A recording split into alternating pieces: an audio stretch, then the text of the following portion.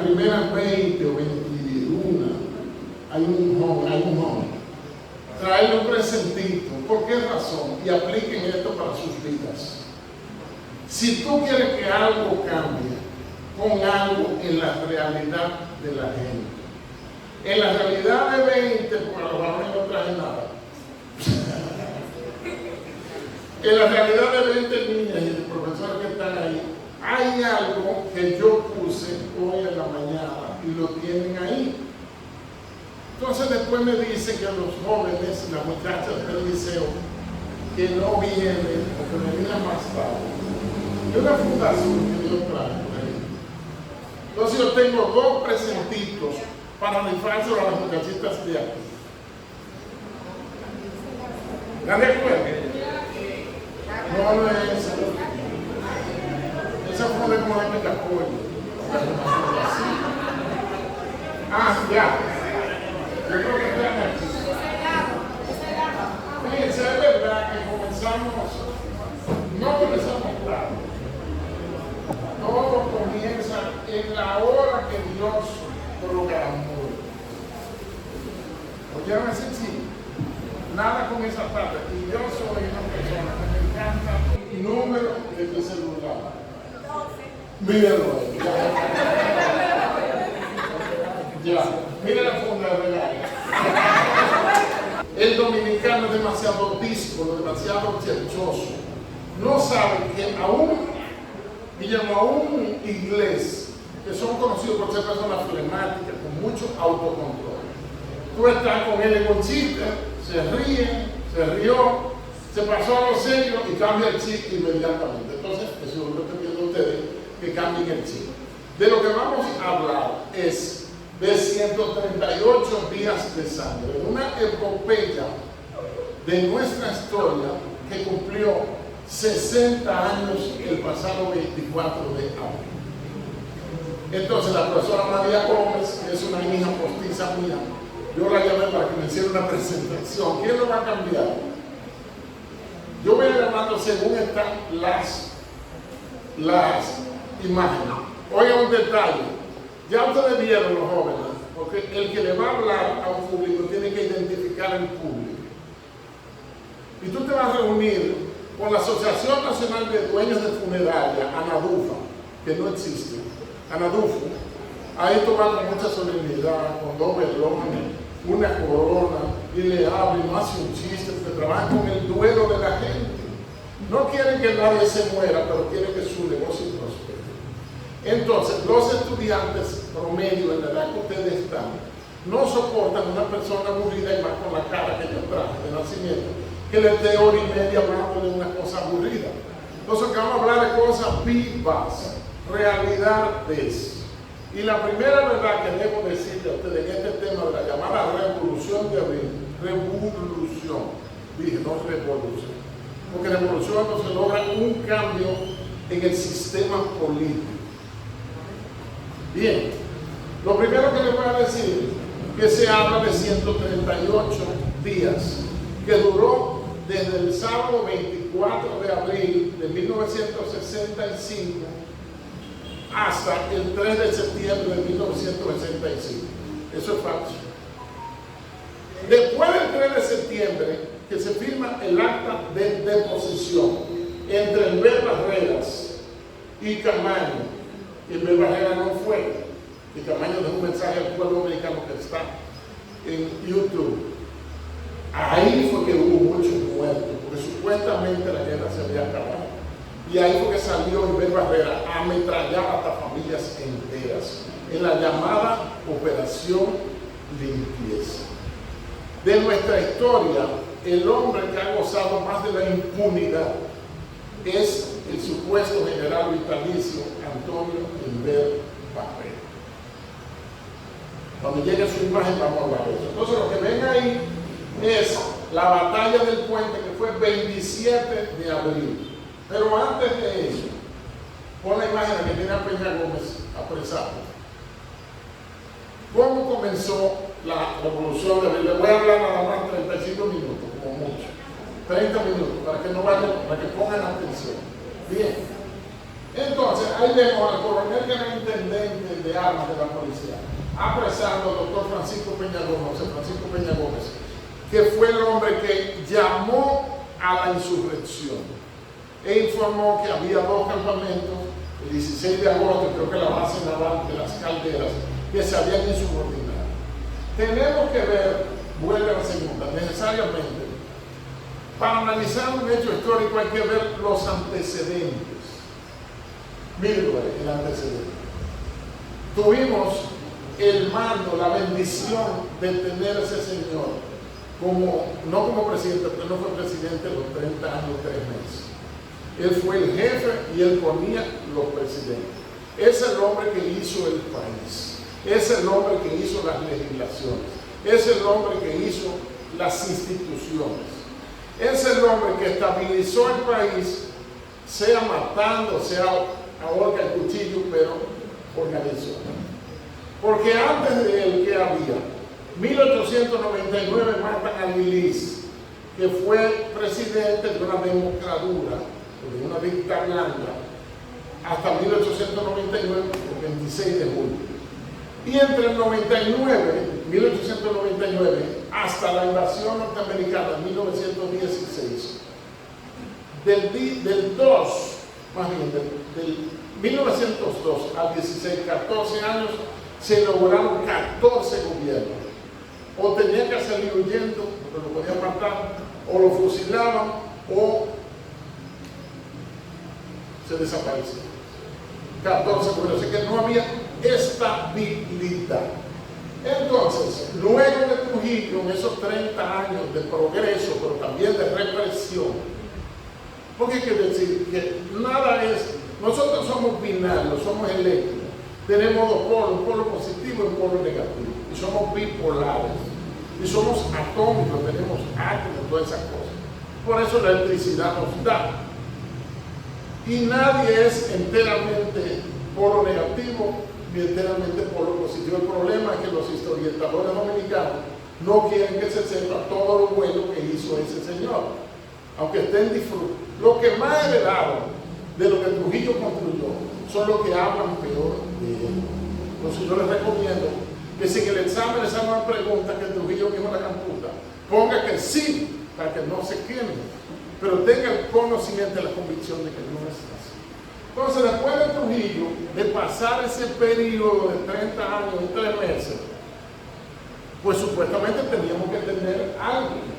¿Qué pasa? Entre Trujillo y Bosch, Juan Emilio Bosch y Gaviño, que nació en 1906 en La Vega, 30 de julio, hay un interregno de nuestra vida política. Se salió de Trujillo, pero no se planificó qué se iba a hacer, ni llamaron a elecciones para poner el pueblo, esa cosa que elecciones, que no sirve para nada, porque no lo dejan servir, es el pueblo. No lo llamaron a preguntarle nada. Y entonces, ¿quién era el presidente cuando matan a Trujillo? Joaquín Balaguer. Desde el 3 de agosto del 60, Balaguer era el presidente. Entonces, se sale de Trujillo y ¿qué viene? Unos señores que eran trujillistas arrepentidos, que todos eran compadres ya de Trujillo, le piden el poder al presidente porque Negro había renunciado el 3 de agosto del 60 por el atentado contra el presidente Rómulo Betancourt de Venezuela. Entonces, la primera elección libre y democrática después, porque las de Trujillo todas las ganaba Trujillo, o todas las ganaba el que él decía que iba a ser el presidente. Ya, eso no lo vamos a discutir, eso lo dicen todos los libros.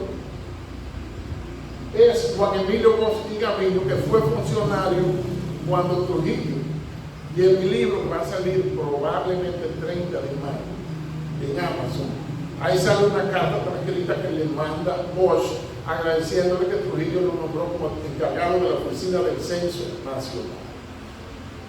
Luego, Bosch pasó la mayoría de la dictadura del 30 al 61 fuera, en Cuba y esas cosas. Entonces, en Cuba habían fundado en 1939 el Partido Revolucionario Dominicano PRD, el primer y más grande partido de masas después del Partido Dominicano, porque el Partido Dominicano, todos los dominicanos eran miembros del Partido Dominicano, el Partido de Trujillo, Entonces el más grande era el Partido de Trujillo y después el PRD. Entonces Bosch, un escritor, viene del exilio, manda primero una avanzada a Ángel Violán, Ramón A. Castillo y a Nicolás Silva, una avanzada que viene después que matan a Trujillo. Estamos en el momento, una línea de tiempo, en el momento después que matan a Trujillo. La gente formaron, trujillistas arrepentidos, formaron la Unión Cívica Nacional, que al principio dijeron que no era un partido. Después se declararon partido y fueron a exigir la entrega del poder a Balaguer. ¿Qué hizo Balaguer? Algo inconstitucional, porque la Constitución Dominicana de ese tiempo no contemplaba lo que se llama un Consejo de Estado. Entonces forman un primer Consejo de Estado. Ese primer Consejo de Estado como que se desbarató.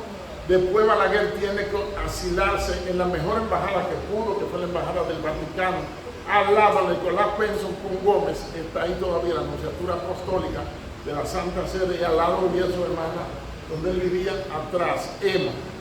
Luego Bosch llega a la presidencia, pero lo cierto, ¿qué pasó? Bosch llegó con el apoyo de los trujillistas. Yo he visto en una sola persona decir eso, y el segundo soy yo. Bosch llegó, tenía que ser, pero ¿cómo va a llegar, Guillermo, si no tiene el apoyo de los que tenían el poder, que eran los hermanos de Trujillo? Por eso Bosch no pudo cancelar ni pensionar un solo de los matones que había cuando Trujillo. Yo llamo al pan pan y al vino vino. Entonces hay un libro que se llama Entre la sangre del 30 de mayo y la de 1961, escrito por Balaguer, publicado en el 67. En el primer capítulo, él transcribe la carta que le llevan pidiendo que entregue el poder y que pensione y saque a unos cuantos militares personales de policía. Luego, el segundo es para felicitar, van mis primeras palabras para felicitar a la Policía Nacional por su excelente trabajo y desempeño en los eventos acontecidos recientemente en la Puerta del Conde. ¿Cuáles han sido los eventos? Que ametrallaron una población que estaba protestando ahí.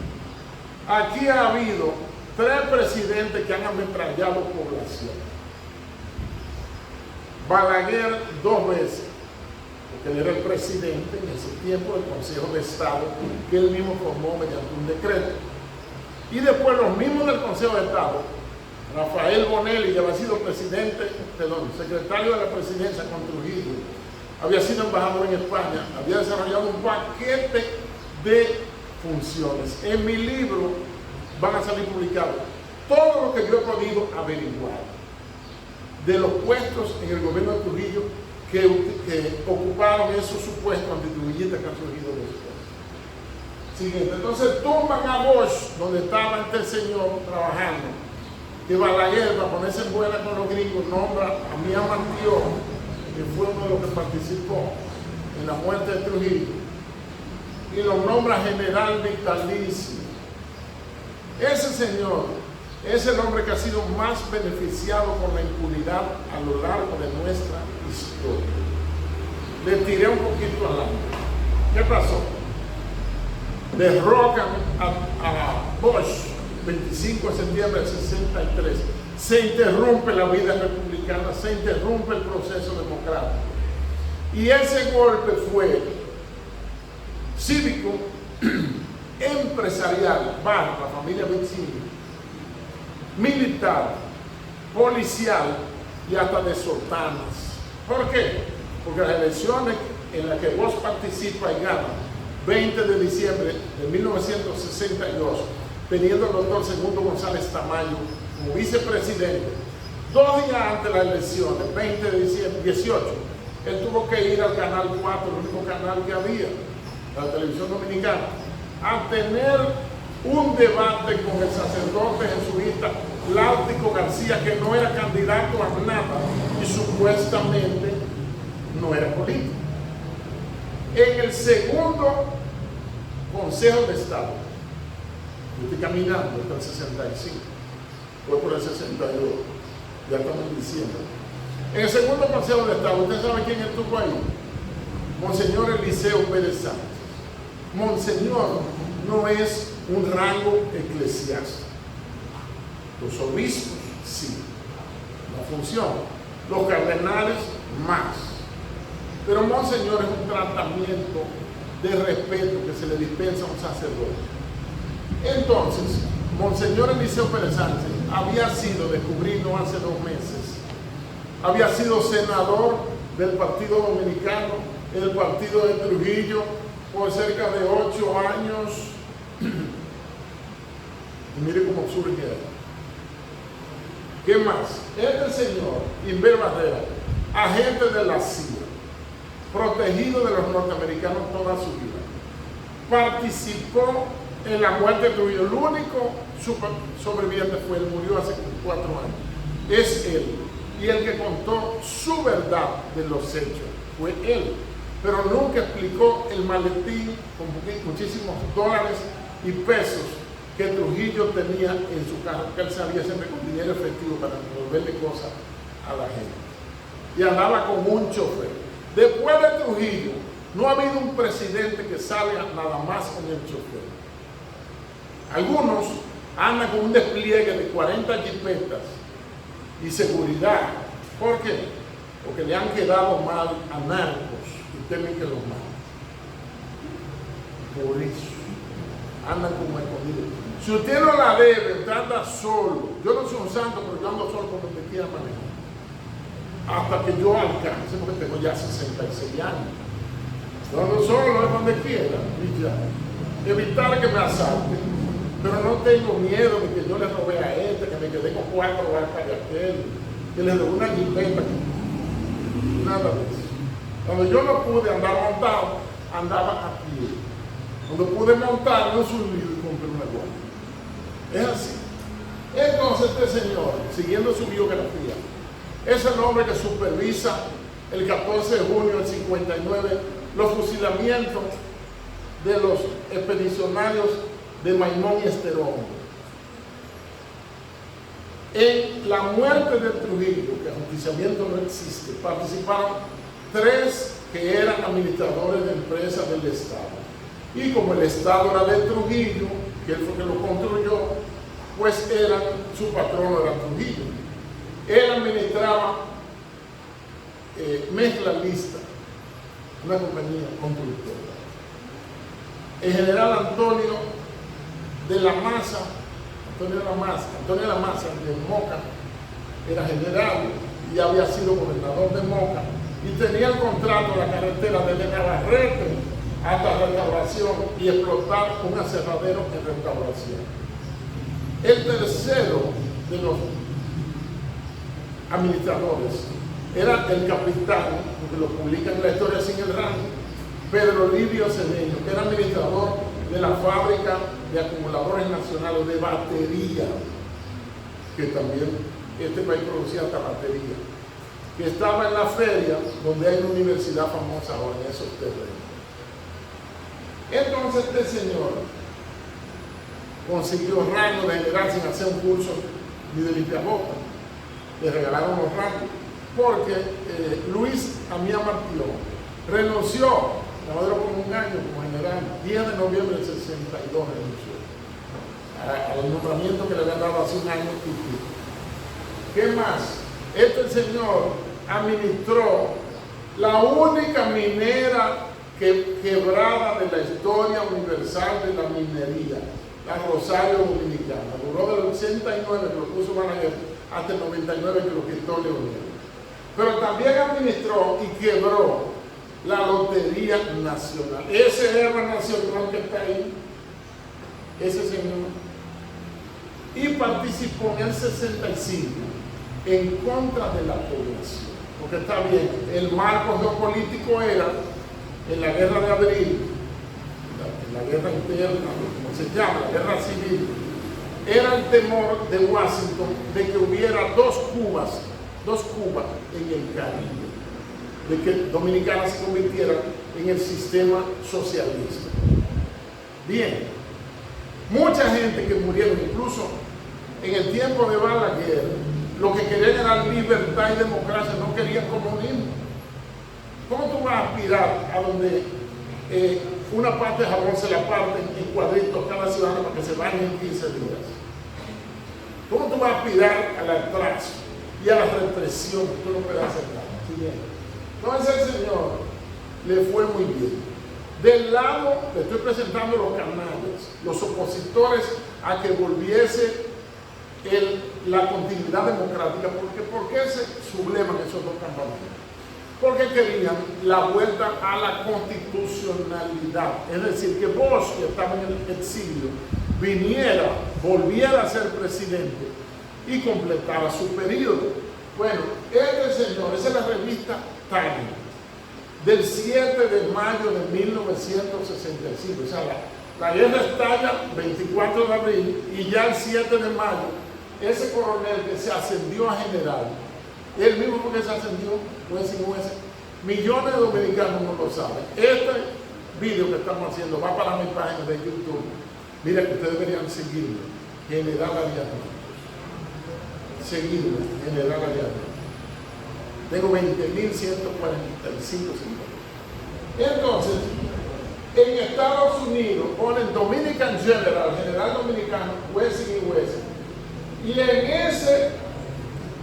en eso que ven a la izquierda arriba, dice tratando de evitar otra Cuba en el Caribe. Dice trying to prevent another Cuba at the Caribbean. Tratando de evitar otra Cuba en el Caribe. Él mismo se ascendió a general y mandó, ustedes vieron la primera imagen que se ven dos camiones Cataré en el medio del puente Duarte, que era el único que separaba la parte donde estaba la base aérea y el centro de enseñanza de las Fuerzas Armadas de la capital. Él mandó una hilera de tanques de 1 kilómetro de largo a bombardear Santo Domingo. La imagen más vieja que yo tengo en mi cerebro, y le doy gracias a Dios por la mente privilegiada, cultivada. Si usted no se cultiva, se anquilosa. Si usted tiene 10 años, se amarra un brazo y se lo deja, ese brazo no le va a crecer y se le va a inutilizar. La imagen más vieja que yo tengo es los aviones Mustang P-51, los AT-6, los Vampiros, MK-5, bombardeando el puente Duarte. Yo tenía casi 7 años en ese tiempo. Y eso me acuerdo como ahora. Avanza. Entonces, Wessing se fue del lado de los norteamericanos y apoyó y reprimió. ¿Por qué? Porque él tomó el mando sin ser, porque él no era comandante de todo eso. Él no era comandante de todo eso. Y Wessing es el hombre que aparece custodiando esposado después de la muerte de Trujillo al mayor general Pupo Román, José René Román Fernández, que estaba casado con una sobrina de Trujillo.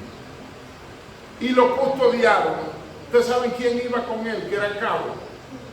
José Antonio Fernández Collado, el que dicen que es el papá de Leonel Fernández. Iba custodiando. Pupo Román nunca ha sido hallado su cadáver. Después de eso, de esa forma. ¿Qué más? Ustedes ven, estoy acabando ya. Miren, ahí fue cuando apresan a Peña Gómez. Entonces, vamos a hacer ahora con los minutos que quedan, son las 11:05, las 11 en punto. Alguien que tenga preguntas sobre ese proceso. ¿Cuáles fueron los resultados? ¿Qué pasó? Los sectores que estaban eran los constitucionalistas, que eran los que querían que regresara Bosch y asumiera la presidencia otra vez. Y del otro lado estaban los opositores a la Constitución. Sencillamente, los opositores a la Constitución de la República. Este país, esta pseudodemocracia que vivimos, esta cosa que tenemos, que nos vende como que es una democracia, pero el principal elemento que significa o que identifica un gobierno democrático es los derechos. El derecho. Pero el derecho que no agrede el derecho del otro. Que tiene un principio y que termina donde están los derechos del otro.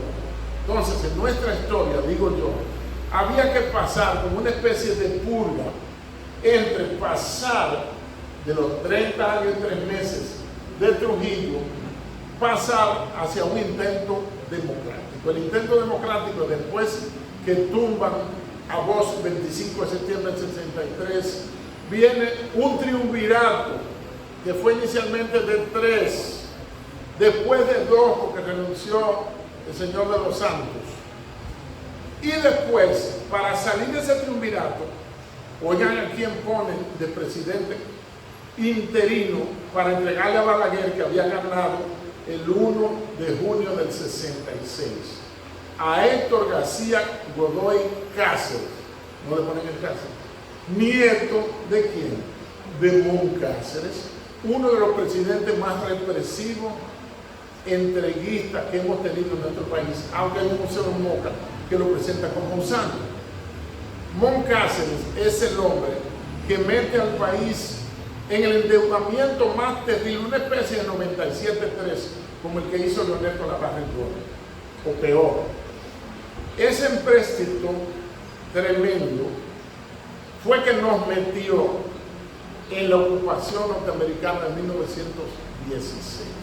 Fueron las convenciones dominico-norteamericanas de 1905 y 1907. Se acumuló una deuda terrible y él nos metió ahí. Quieren culpar a Lili, pero Lili ya estaba muerto. Lo he matado en el 99, 26 de junio. Entonces, esas deudas al Estado norteamericano, porque en ese tiempo no existía el Fondo Monetario Internacional, ni el Banco Mundial, ninguna de esas instituciones, ni el BID, Banco Interamericano de Desarrollo, para prestarle a los países existían, sino los gobiernos se prestaban de gobierno a gobierno, o el hombre más rico del país, como en este caso Juan Bautista Vizzini, le prestaba a Lilis, que Lilis logró completar sus 4 años de presidente.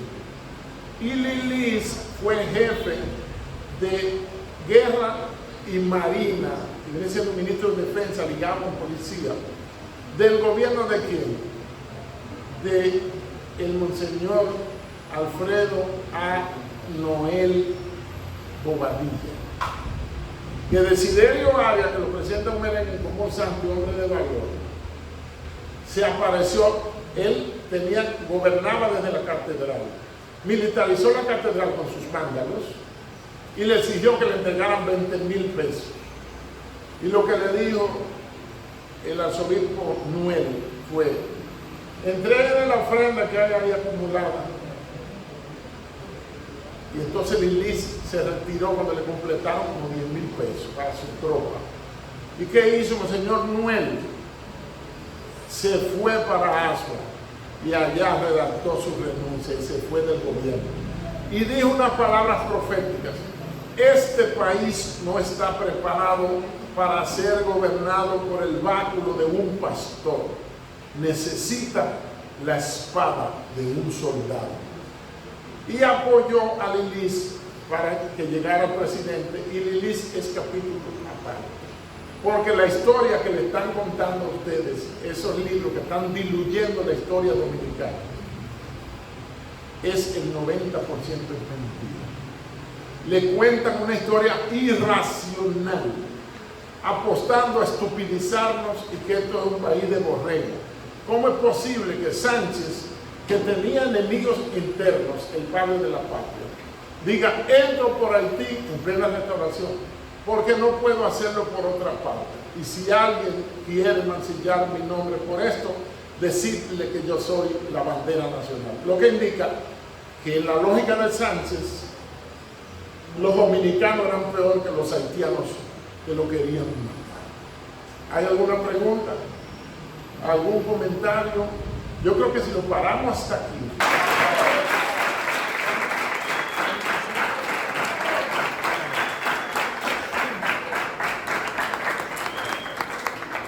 en atraparnos en lo noticioso, decirle que pasó, por ejemplo, hoy hace 60 años que mataron a un verdadero héroe nacional, el entonces teniente coronel Rafael Tomás Fernández Domínguez, 19 de mayo del 65, en el intento de toma del Palacio. Fuentes muy conocedoras dijeron que en el Palacio Nacional en ese tiempo había norteamericanos, snipers, o sea, francotiradores. Y como ellos se pusieron por ahí por la 30 de marzo, ¡bum!, le volaron la cabeza. Ese teniente coronel, hijo de quién? De uno de los militares más abusadores, criminales y carniceros de la era de Trujillo, el general Ludovino Fernández. Ese teniente coronel nació allí en La Majada. A la entrada hay un cuadro sobre él. Lo mataron hoy 19, hace 60 días, luchando porque volviese la constitucionalidad. Algo que hemos aprendido como país, porque antes era una tumbadera, y aquí por malo que sea el presidente, lo aguantamos que se vaya a los 4 años, es fatal. ¿Ustedes se han fijado? Es verdad que estoy en un lugar sabio. Pregunta, no hay. Pero ¿cómo lo... La gesta, la actitud de los 12 años, ¿cómo usted la valora después de la gesta de abril?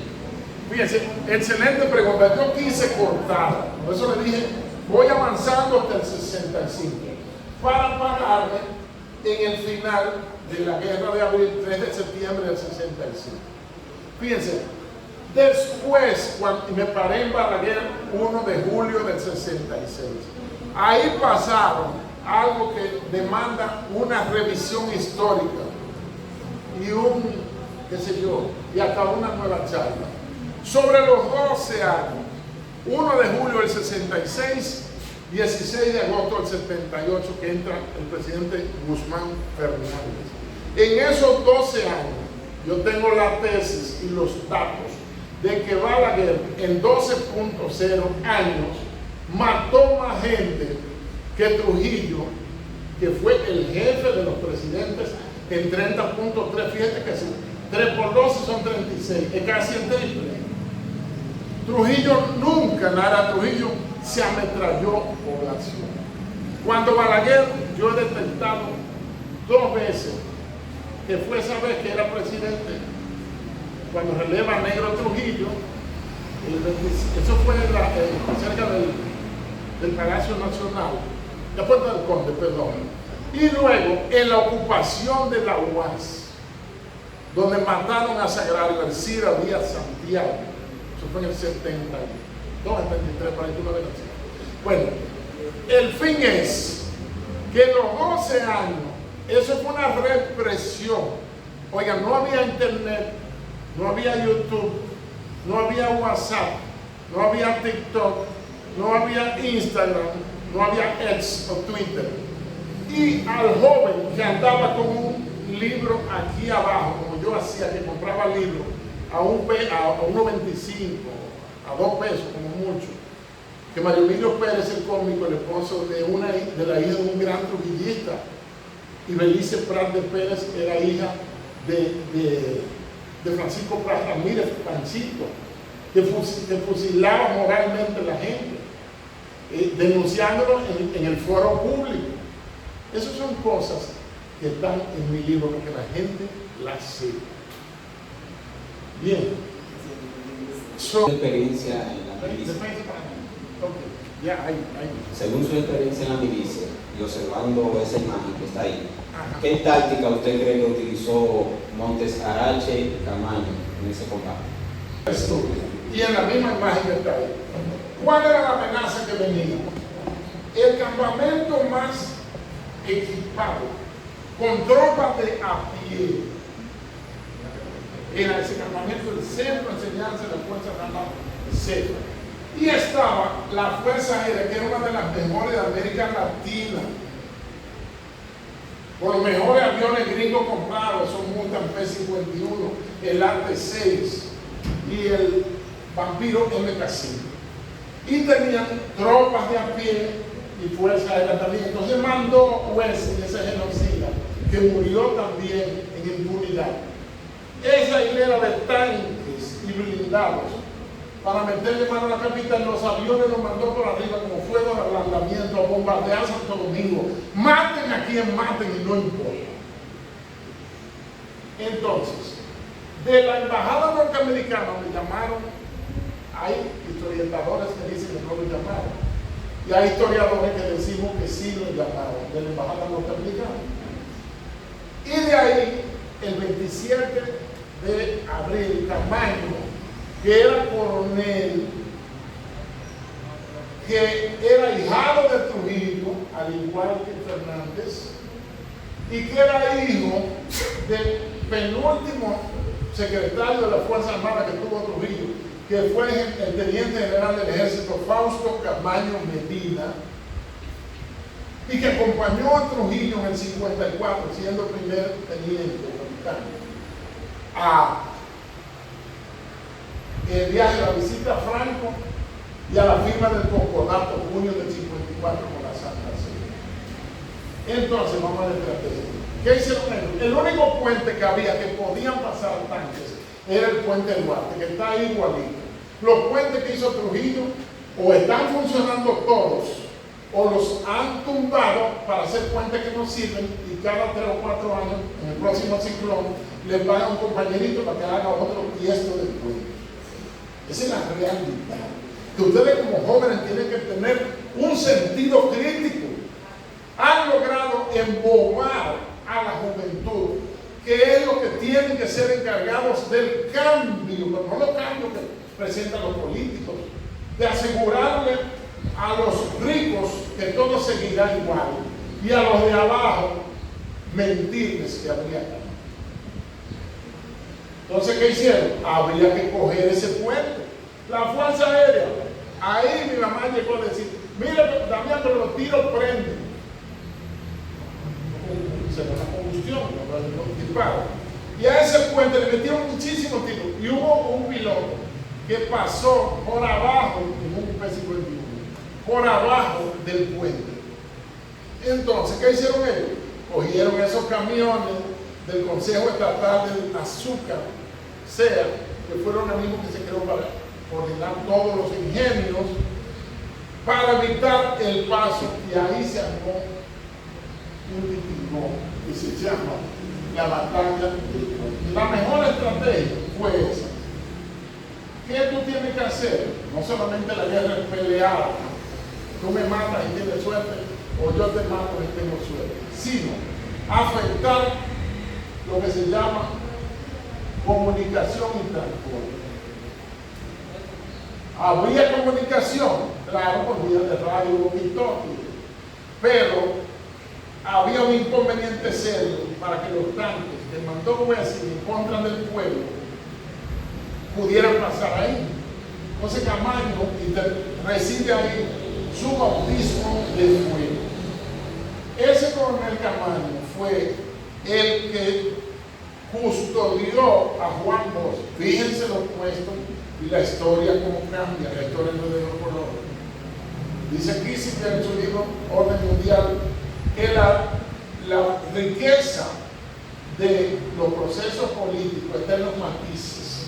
No es que esté blanco, esté prieto, todos son malos, todos son buenos. Y es el hombre que custodia en un barco de la Marina de Guerra al secuestrado presidente Juan Bosch del muelle Don Diego y se lo llevan para Puerto Rico.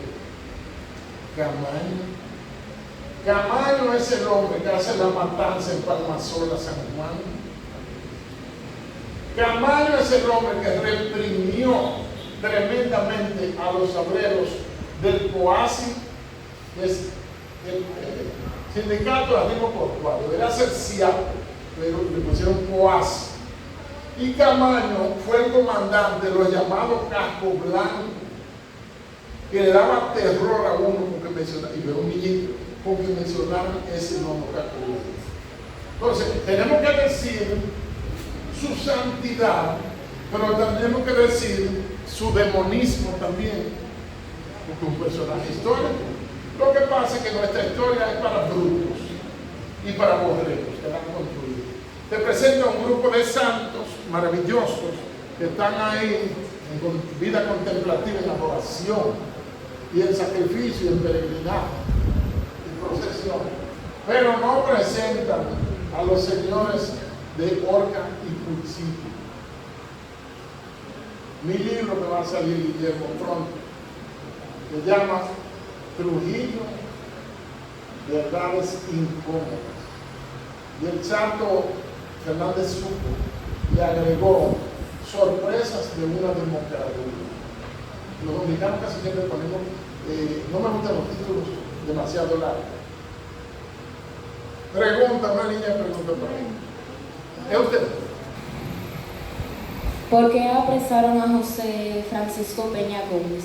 Mira, una pregunta. Yo en cierto modo sugerí.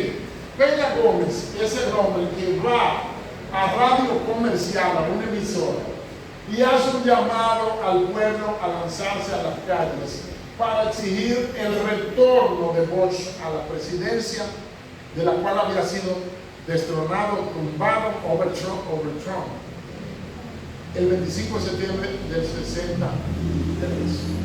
Y dice cuáles son los dos campamentos que están apoyando al pueblo, que no están con los golpistas. Bien, un comentario final. El PRD no cumplió su papel histórico. Fíjense, el partido más afín con el 14 de junio, con el Manolo Tavares, era el PRD.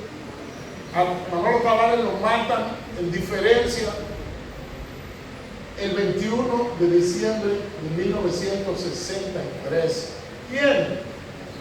Los que estaban ahí mandando, que se cogieron el poder. Le mandaron unos textos, unas cosas impresas que se entreguen, y era para fusilarlo. Camaño tenía afinidad con el PRD también. Lo matan casi 15 años después, diciembre del 63, y lo matan a Camaño 15 de febrero del 73, 10 años después. Cuando el PRD es gobierno en el 78 con Antonio Guzmán, ya voy a terminar, ellos no hacen, no es que vayan a hacer una venganza histórica, pero a los que mataron a Manolo y a los que mataron a Camaño en el gobierno del PRD, todos tuvieron buenas funciones, secretario de la Fuerza Armada, etcétera, etcétera. O sea que debieron, por lo menos, si estaban activos, personal y mandaron para su casa, no le dieron poder. La Constitución del 63, que era más avanzada, que la redactó y la publicó, la promulgó Juan Bosch, y por esa Constitución lo depusieron y por poco lo matan. Cuando el PRD fue gobierno 15 años después, ni miró para esa Constitución, porque aquí solo 4 presidentes han gobernado para el pueblo. Oigan esto, que ya me voy. Solo 4 presidentes. El primero, Valverde, el de la Constitución de Moca, 1857. El segundo, Ulises Francisco Espaillá, 1860 y pico. El tercero, Juan Bosch. Y el cuarto, ¿ustedes saben quién fue? Rafael Leónidas Trujillo. Los primeros 3, entre los 3, no gobernaron 18 meses, año y medio, y tuvieron que salir huyendo, y a Bosch lo depusieron y lo deportaron. El único que gobernó para el pueblo que pudo hacer se llama Rafael Leónidas Trujillo. Y lo digo sin panfletería. Yo no soy trujillista, yo no sigo a ningún muerto, ni sigo a ningún político vivo, menos para seguir a muerto. Pero ese señor que está ahí, que mi hermano mayor es testigo, estaba yo chiquitico, que en casa iba una camioneta con un tema de la orquesta Aragón, se llama El Bodeguero, y llevaban a esa viuda de 6 hijos, que yo era más chiquito, una compra cada 15 días. Y a mi mamá le daban, creo que eran 6 pesos, 4 pesos mensuales, de la caja de seguro social que lo fundó Trujillo. Y de la industrial lechera llevaban 2 litros de leche amarrados con una boca grande, amarrado con un cosa. Y nadie se antojaba de robarse el pan que colgaban en un clavo ahí en la cerca, y nadie se le antojó de robarse un botellón o una botella de leche. Yo aspiro y defiendo llamo el sistema democrático, si es democracia. Pero si es lo que llama el doctor Iván Garzón, una pornocracia, una democracia de dame lo mío, eso no es democracia. Eso es delincuencia política, corrupción política, dame lo mío, eso no me importa, le ponen un bobo a la gente, lo allantan para que voten por ellos y le venden el futuro, le compran el futuro en parte del presente con un pote de ron, un picapollo y 500 pesos. Si ustedes quieren, ya terminé. Gracias.